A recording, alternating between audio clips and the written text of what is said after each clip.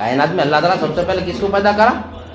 हज़रत जाबिर रज़ी अल्लाह तआला अन्हु से रिवायत है, आप फरमाते हैं कि एक मरतबा नबी करीम सल्लल्लाहु अलैहि वसल्लम से आपने इस्तिफ़सार फरमाया, या रसूल अल्लाह मेरे माँ बाप आप पर कुर्बान, सच बतलाइए कि कायनात में अल्लाह ताला ने सबसे पहले किसको पैदा करा?